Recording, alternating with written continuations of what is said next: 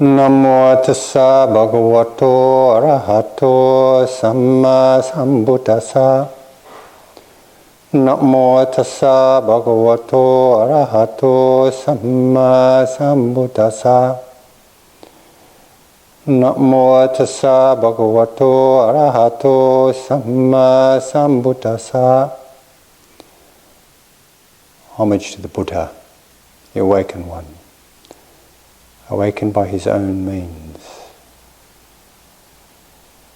Bhutang saranang gacchami, Dhammang saranang gacchami, Sanghang saranang gacchami, Nutiyampi Buddhang saranang gacchami, Nutiyampi Dhammang saranang gacchami, Nutiyampi Sanghang saranang gacchami, Tatiyampi Buddhang saranang gacchami, Tatiyampi Dhammang saranang gacchami, Tatiyampi Sanghang saranang gacchami. To the Buddha, Dharma and Sangha, I go for refuge.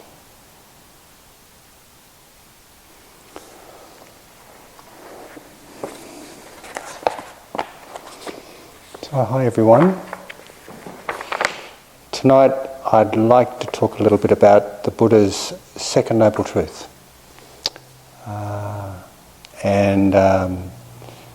which is the origins of suffering, the origins of dukkha.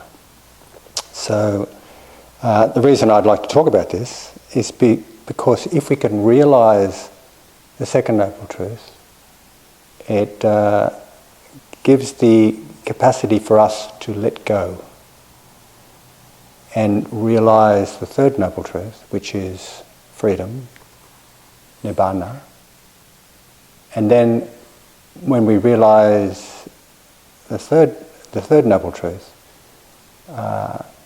it creates the context to live the fourth noble truth, the Eightfold Path, to live the path of freedom. So first, a little bit of a context.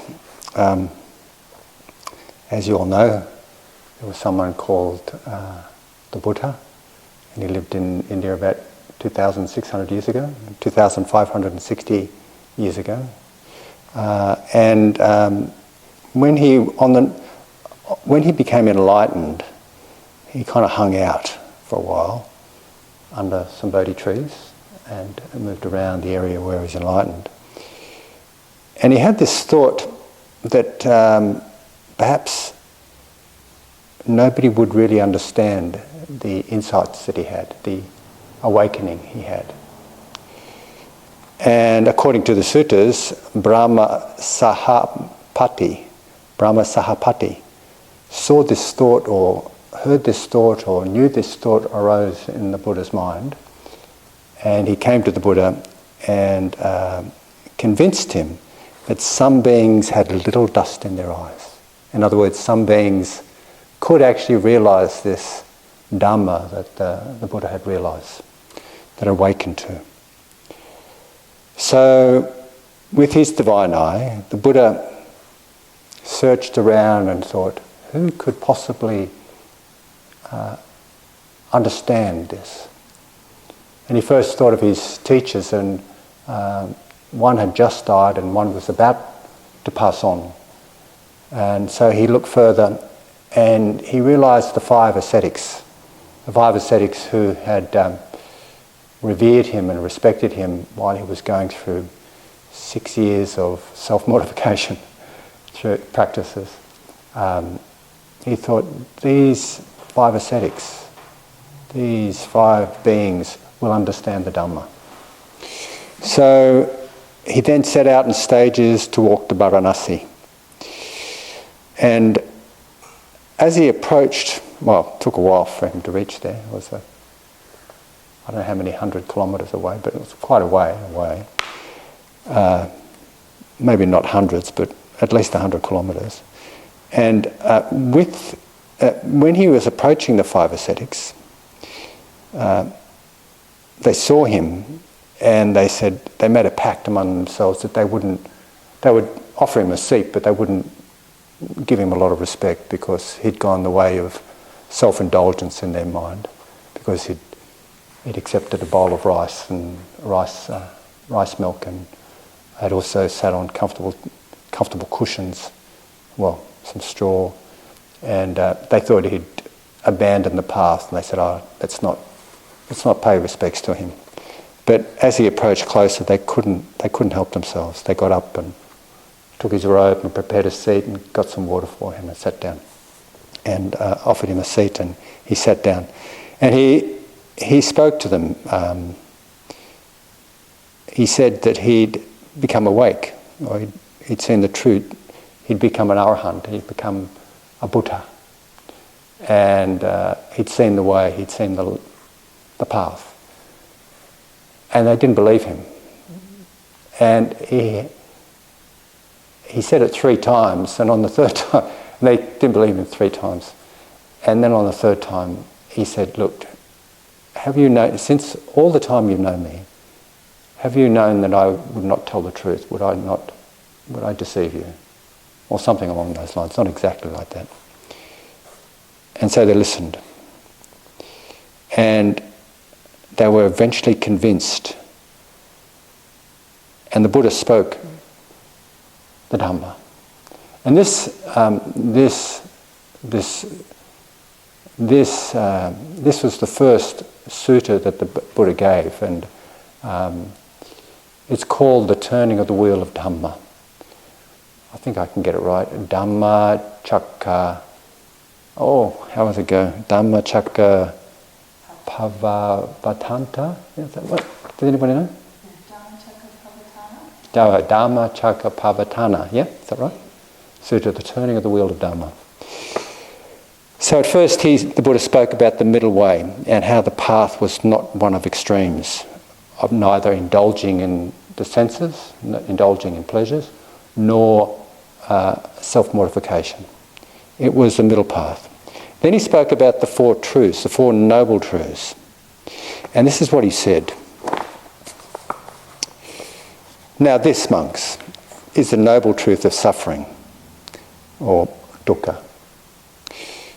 "Birth is suffering, aging is suffering, illness is suffering, death is suffering, union with what is displeasing is suffering, separation from what is pleasing is suffering. Not to get what one wants is suffering. In brief, the 5 aggregates subject to clinging are suffering." The 5 aggregates subject to clinging are the aggregates that make up a self: form, feeling, perceptions, mental formations, and consciousness. Clinging is suffering. Now this is the noble truth of the origins of suffering. It is this craving that leads to renewed existence, accompanied by delight and lust, seeking delight here and there, that is, craving for sensual pleasures, craving for existence, craving for extermination. Now this, monks, is the noble truth of the cessation of suffering. It is the remainderless fading away and cessation of that same craving, the giving up and relinquishing of it, freedom from it, non-attachment. Now this, monks, is the noble truth of the way leading to the cessation of suffering. It is this noble eightfold path, that is, right view, right intention, right speech, right action, right livelihood, right effort, right mindfulness, and right concentration. He further said, the noble truth of suffering is to be fully understood. The noble truth of the origins of suffering is to be realised and let go, like you let go of the origins of suffering. The noble truth of freedom, or nibbana, is to be realised. And the noble truth of the Eightfold Path is to be practiced, is to be lived, is to be travelled along. And the way he said that was like, as I've said here a few times in Dharma talks. It's like a sequence. First of all, open up to the suffering, understand it, and that leads to the next realization, and that leads to the next realization, that leads to the next realization. So, coming back to this, the second noble truth, the craving. So, craving, I'd like to distinguish craving from desire. Desire, I think, can be quite wholesome. We can have wholesome desires, like the desires to come out on a cold winter's night to listen to a Dharma talk. I think that's a wholesome desire.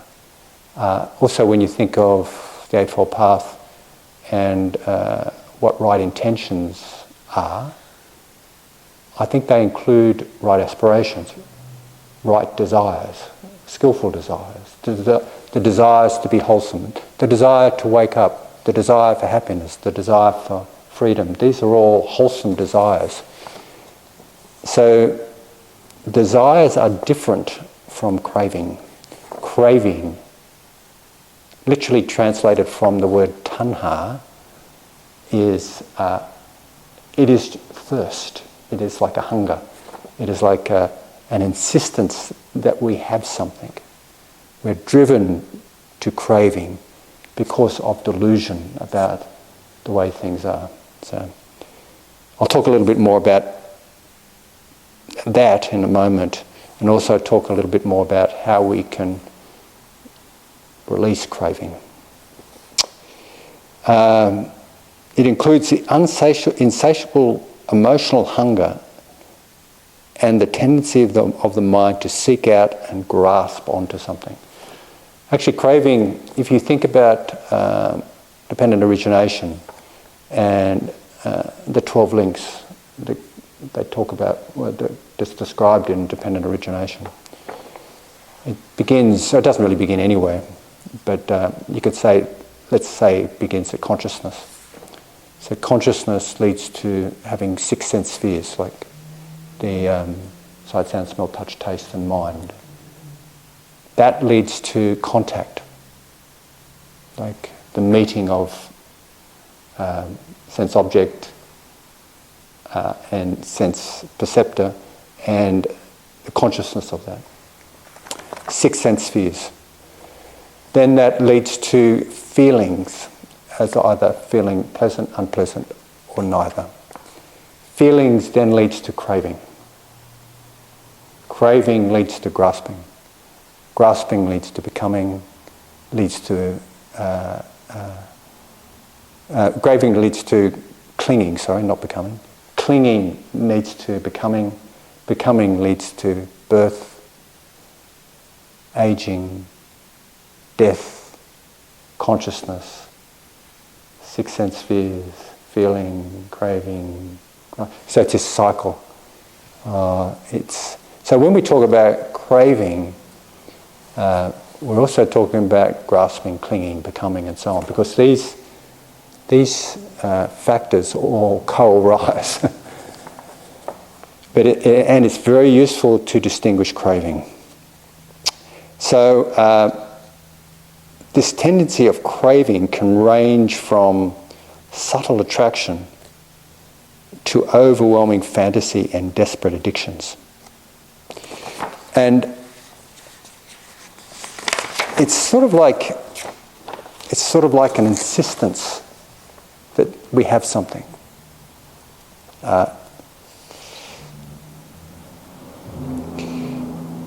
And desire is different from craving, as I explained earlier, in that craving involves a kind of a struggle or a strain or a thirst to get what is desired. We can have wholesome desires, and if we don't get what we desire, we're not going to suffer necessarily. But with tanha, it leads into and feeds into this binding with in the cycle of suffering.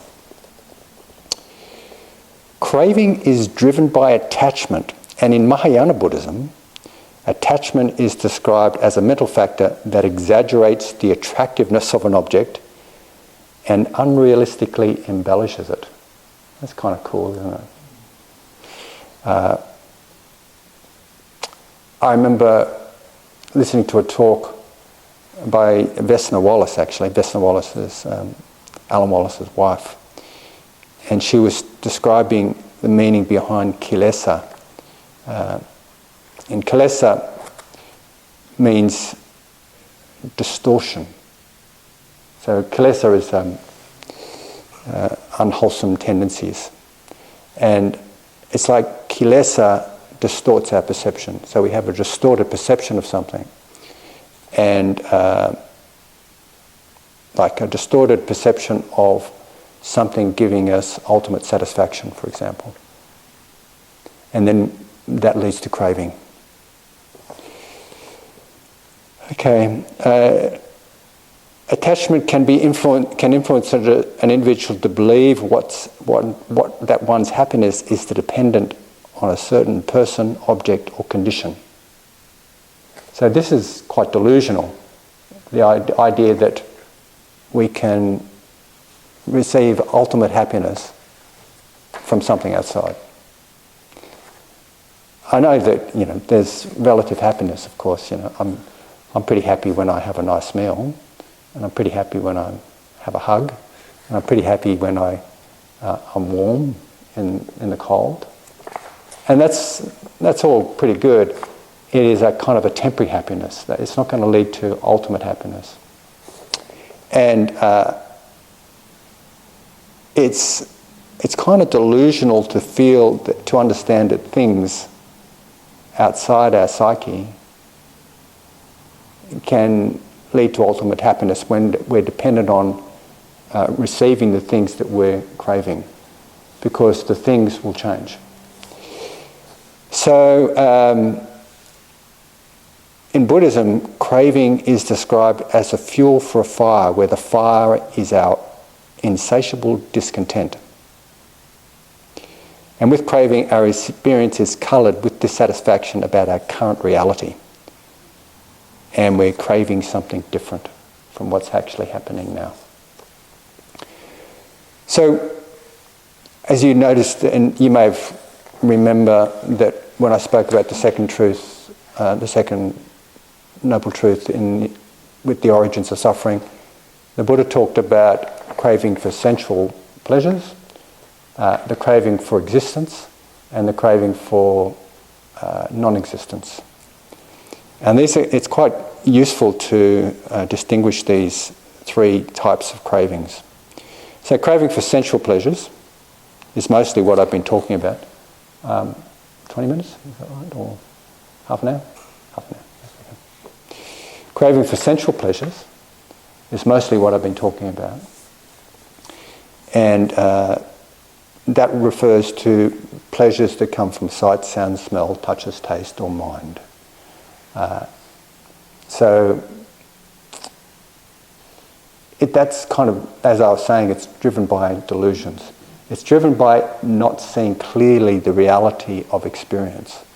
It's driven by seeing that things, with this delusion that we think there's a sense of permanence, that we think that there's something here like an abiding self. And we also think that that happiness can arise, enduring happiness can arise from something outside. This is direct opposite of what we look at or what we understand when we practice vipassana or insight meditation. That is, that all things are impermanent, anicca, all things are not self, or anatta, and all things are dukkha, have a dukkha nature. In other words, they're unable to satisfy. So, the other sort of craving, this craving for existence or being, that's really interesting. Oh, actually coming back to the sensual pleasures, I think this sort of craving is most evident in that first hindrance. All all the three cravings are evident in the five hindrances. Remember, obsessive desire, or obsessive sensual desire, ill will, often it's called sloth and torpor, but it could be mental thickness and dullness. That's the third hindrance. Fourth hindrance being agitation, restlessness, worry, kind of a mental agitation. And the last hindrance being paralyzing doubt. So craving's evident in all those. I think, however, craving for sensual pleasures is most evident in the first hindrance. And the ways we work with the first hindrance is, there's a couple of ways. One way is to see the unattractiveness of something. That's kind of weird, but to see it as it is. And it's not you projecting something is ugly, you're just seeing that it's not necessarily as attractive as it seems. And I often think of how people fall in love with people. Like I've mentioned this kind of analogy in talks here, like falling in love when we're an adolescent. We're completely blinded by our desires. We're completely blinded by the person we're in love with. It's like we don't see clearly. It's like our attention and our mind is coloured by delusion. Of course, when we get a bit older and mature, we look at this person we fell in love with, and I think, well, they're not what I thought they are. They're actually different. So it's not that they're ugly or anything like that. It's just that they're not as attractive as we originally thought. So one way of working with sensual pleasures is to see the reality of the way things are. The reality of the way things are that they are impermanent, they are not self, and they are dukkha. And if we come back to the root of this, it's like not indulging in something, and the Buddha talks about that, because we tend to indulge in something, delight in experience. And I was on a recent retreat, and I noticed that as I was meditating, I wasn't eating in the evening, and I was getting pretty hungry, as what happens in retreats. But I wasn't thinking about it too much. But as I was sitting, I was starting to have visions of delicious meals and things that are just coming up in my mind. It was just really interesting. And I noted, first hindrance, sensual desire, wanting, craving. It was just these pictures. It wasn't really strong. It was just these pictures. So when I actually got to my meal, I'm hungry and I'm prepared my meal and I'm sitting down and eating, it was really nice. And I noted it. I noted, this is really nice. This smells really nice. Pleasant. And that helped me not feed into sensual craving. It's the capacity to apprehend things as they are. This is really nice. It is also impermanent. I noticed the impermanence. I noticed the arising and passing of the experiences. I could see the not-self nature in the experience. I couldn't quite see the dukkha in it at that point, but it's working towards it. So the way you work with sensual desire is to be clear about when you're experiencing things that are very pleasant as very pleasant. Being clear about them, seeing them as impermanent, noting them, being mindful, in other words. So, craving for non-being, I'll talk about that first of all, because that, I think, most strongly correlates with the second hindrance, being ill will. Craving for non-being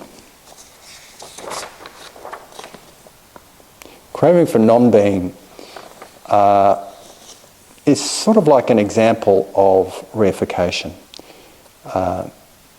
It's like when people get fed up with things, they said, I've had enough. And I know sometimes my partner says, I've had enough of today. Can I turn it off now? And she doesn't actually say that, but, I've had enough of today. And I know that when it's really late at night and I'm really tired, I kind of want to just switch it off. I want to not be part of it. It's a kind of there's a subtle craving to be nothing. And at its extreme end, it's suicidality. Like we want to extinguish it. We just want to stop it. And as you know, I've worked as a clinical psychologist for a long time. I've seen a lot of people who are suicidal. And it is, for me, when I hear it, I think, this is just craving for non-existence. It's not wanting, it's wanting to turn it off. It's this craving to be nothing, craving to disappear. It's the hunger to disappear and hide and not be seen. And I mean, it's okay to withdraw sometimes, but when it's driven by a craving or an aversion, perhaps it's not so wholesome. And the natural antidote for aversion, or the second hindrance being ill will, is loving kindness. And I don't know if anybody's ever tried to be, if they're averse with someone and they try to practice loving kindness, sometimes it doesn't work. Like someone might be bothering you, you're getting aversion, and I should be practicing loving kindness. Often it doesn't work. And I had this experience recently on my retreat again, because I was adverse to something. And I thought, I'll just practice loving kindness to the person that the aversion is coming from, for me, that's stimulating the aversion. And it just kind of didn't work. And then I later realised that really it's loving kindness to myself, because ill will is so painful. It's so uncomfortable that for me it is a letting go. And the loving kindness that is involved in letting go is the antidote. Like, you just get tired of struggling. So I would say to myself, let go, kind of let go. And it actually worked. So in terms of these extremes of craving for non-being, such as suicide, again, it is self-compassion, self-kindness, loving kindness, to value cherishing for life. Okay, so that's craving for non-being. And the craving for being, the craving to be somebody, that's really, I've experienced that as well, and I'm sure all of you have as well.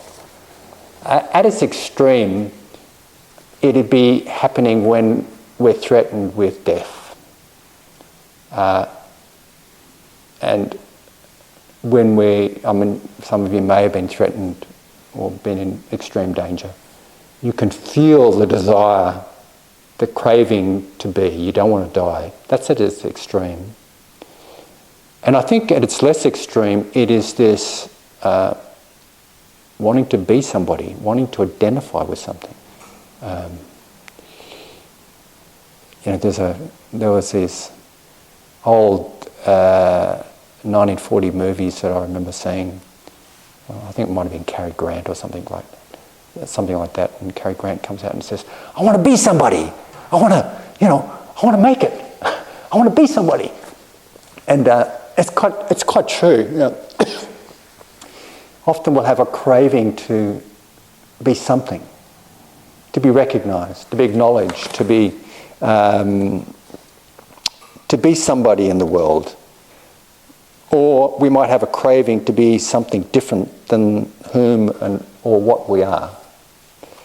And it's about reification. It's like what's driving this is this reification that, or this ignorance about the way things are not self. There's this continuity of body-mind experiences that we collect together into a concept of being something somewhere solid as this. And in fact, that's not the reality of the way things are. The way things are is that everything's constantly changing. You can't find any solid, lasting thing in amongst this amazing, changing phenomena that we call life. So sometimes this craving is a hunger to be recognised, acknowledged, seen, and generally reassured that we exist and are noticed. It may include the general lack of acceptance of how we are in the world and a yearning to be something different from whom and what we are. I think the contemporary understanding of low self-esteem is an example of this. And this might involve an individual craving to live up to an idealised self-concept, which is at odds with the way things actually are. So I think working with this one involves a sense of, involves mindfulness.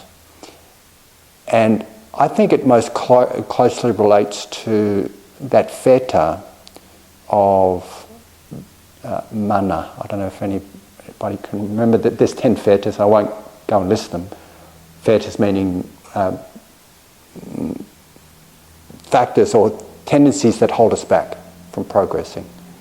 One of them is mana. Mana is the Pali term for conceit.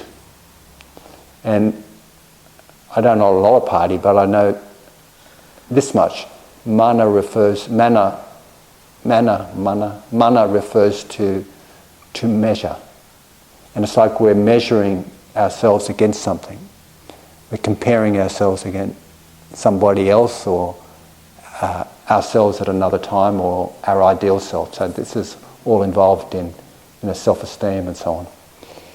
So it is a theta, and it's about our self-concept. And if we can start to see how we have various self-concepts, these images of ourselves as we move through the world, sometimes they're very practical and very useful. I have a strong self-concept as a psychologist, and I think that's very helpful. It really helps in being able to help people and do my job. And it's okay to have these self-concepts, but it's just when we crave after them and cling to them, that's the problem. So it's about recognising them and using them to our advantage or to the advantage of others, and being able to let them go, not cling on to them. Okay, so I think that's the talk for tonight. I hope that has been helpful, and I'm just going to turn off the recording so that we can have some discussion, question and answers, or comments.